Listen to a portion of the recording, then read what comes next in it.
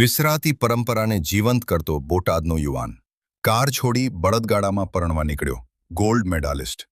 આજના આધુનિક યુગમાં જ્યારે લોકો મોંઘી દાટ ગાડીઓ અને હેલિકોપ્ટરમાં જાન લઈ જવાનો ક્રેઝ ધરાવે છે, ત્યારે બોટાદ જિલ્લાના એક ઉચ્ચ શિક્ષિત યુવાને ભારતીય સંસ્કૃતિ અને ગ્રામ્ય પરંપરાને જીવંત રાખતો એક પ્રેરણાદાયી દાખલો બેસાડ્યો છે.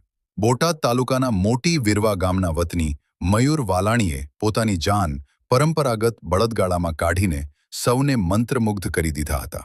શણગારેલા બળદો અને પ્રાચીન ઢબના ગાડાઓ સાથે જ્યારે જાન માર્ગ પરથી પસાર થઈ, ત્યારે પાંચાળ પંથકની જૂની સંસ્કૃતિ અને ગ્રામ્ય અસ્મિતાનો અદ્ભુત નજારો જોવા મળ્યો હતો. મયુર વાલાણી માત્ર પરંપરાના જ નહીં પણ શિક્ષણના પણ ઉપાસક છે. તેઓ અભ્યાસમાં તેજસ્વી છે અને રાજ્યપાલ આચાર્ય દેવવ્રતજીના હસ્તે ગોલ્ડ મેડલ મેળવી ચૂક્યા છે. એક ગોલ્ડ મેડાલિસ્ટ યુવાન જ્યારે સાદગીપૂર્ણ રીતે અને પોતાની સંસ્કૃતિને વળગી રહીને બળદગાડામાં પરણવા નીકળે, ત્યારે તે સમાજ માટે એક મોટો સંદેશ બની જાય છે. પાંચાળ સંસ્કૃતિના આ અનોખા નજારાને જોવા માટે લોકોના ટોળે ટોળા ઉમટી પડ્યા હતા.